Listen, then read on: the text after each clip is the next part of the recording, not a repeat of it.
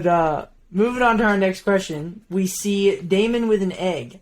How important is one egg in the grand scheme of all the Targaryen dragons? Uzma, we'll start with you with this one.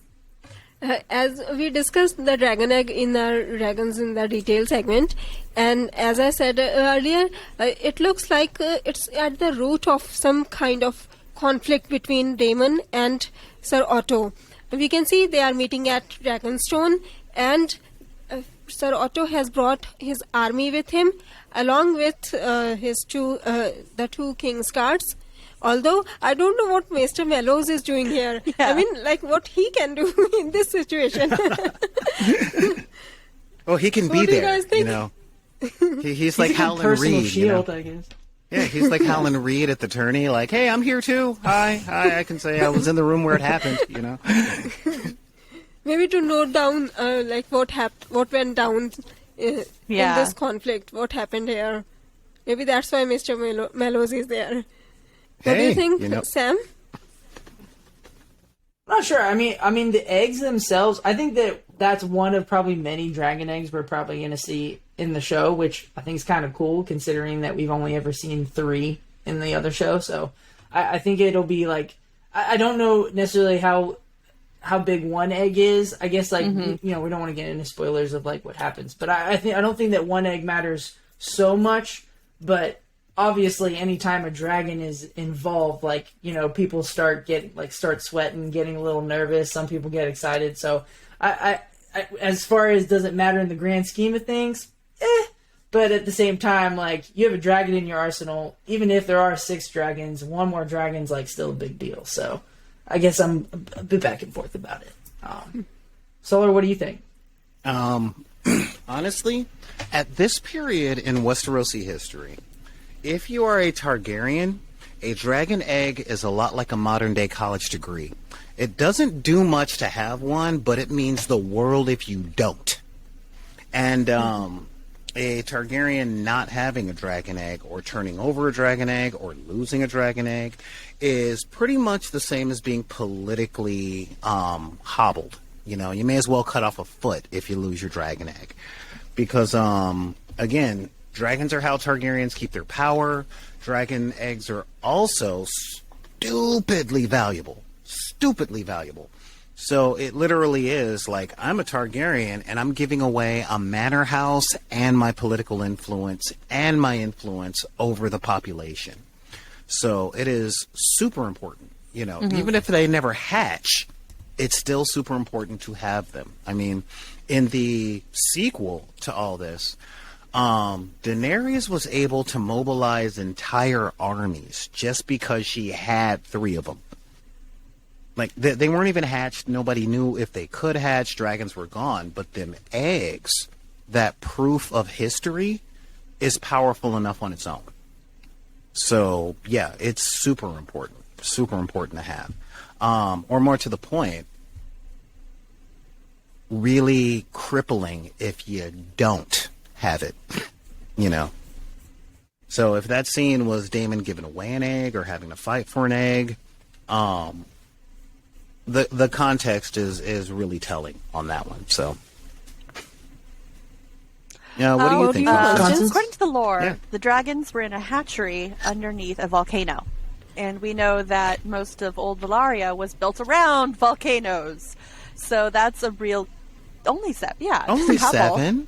It's like the hills of Rome, right? Oh wait, I hadn't even put that analogy together yet. That's interesting. Anyways, the eggs needed heat to hatch, and removing one from a location is risky because that may endanger the entire incubation process. We later see another shot of the egg, maybe the same egg, maybe a different egg, but an egg nonetheless, in an incubator over a brazier of coals. So keeping it warm, keeping it heated is a way to keep the dragon alive. So he's taking a great risk by removing this dragon egg from its cradle, from its hatchery. So whatever it is, it's very, very important to him. Enough to where even Otto Hightower is mobilizing an army. And yeah, I don't know why the Maester's there, maybe just to provide historical context. You know, it's like, but he's got Kingsguard with him. He's fully armed. He's ready for a fight. Daemon draws his sword. This is probably going to be a pivotal moment in his dynamics with his brother, the king, because he's risking everything to remove this egg. So it's going to be important, whatever that is. Well, we know that we're going to have to see how that plays out in the actual show when that comes to pass. But that's my thoughts on that. He's taking a big risk, but whatever it is, it's very important to him if he's taking that bigger risk. Sure. So we get a quote in the trailer at the very end. History does not remember blood, it remembers names. What do you think this means, and do you agree? Solar? Well, that quote pretty much sums up while the Maester's there. It's absolutely true. Nobody cares who you're related to. All we care about is what is documented. And when it comes to one of my favorite writers, Alan Moore, talks about how the bard is the more powerful of the mythological archetypes than even the wizard, because the bard is the one that tells the stories, and the stories are what history is made from. So the bard has influence of what anyone knows about time. So I think the phrase is very straightforward when it says no one cares about blood. Like, we don't care who your third cousin twice removed on your mother's side is. We care about what your name is, because according to this book, this name is what's important. So yeah, I agree with it. I see it, again, work down historical context over and over and over again, you know? I don't know. What do you think, Constance? Because if you look at the idea of blood versus name, if there's a bastard, they have illegitimate blood. They still have their father's blood in them, but they have their mother's name. The stone, rivers, snow, any of that. But as soon as they're legitimized and they take their father's name, that's what matters. So it doesn't matter who your blood is. Wow. But if you take on a name, like the Blackfire Rebellion, that was all about names. Whose name was the most powerful, whose name held the most weight. It didn't matter who their mother was. It didn't matter who, their father was. Well, obviously it matters who their father is, but that blood is what became important as soon as the name took precedence. So, yeah. Unless you're from a Shai. Then it's a different story. But Uzma, what's your thought on that? Blood or names? I mostly maybe 75% agree with it, because the best example of this is Joffrey Baratheon. He doesn't have Baratheon or the Targaryen blood, but he has the Baratheon name, and even now people call him Joffrey Baratheon, not Joffrey Lannister. So yes, in some way name is more important than blood, but for the rest of 25%, I slightly disagree with it too, because the best example for that is Robert Baratheon himself. The only reason he was, not the only reason, partially, the reason he was selected as king after the rebellion was because he had Targaryen blood in him. His grandmother was Targaryen. And another example of this is Jon Snow. He doesn't have the Targaryen name, but he has Targaryen blood.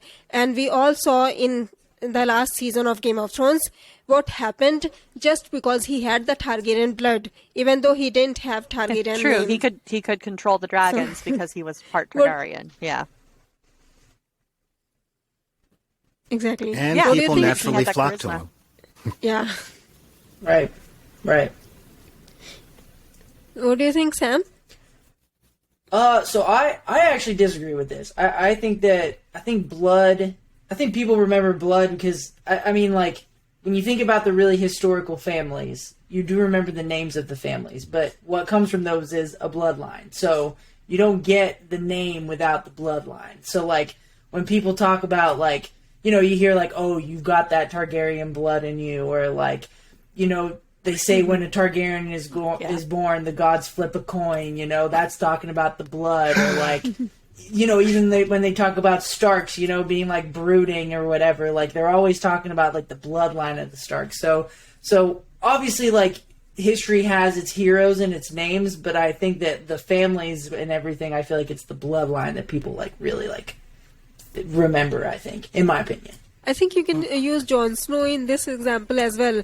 The Yes, only reason the exactly. North supported him was because he had the Stark blood in him, even though he didn't have the Targaryen, Stark name. Yeah.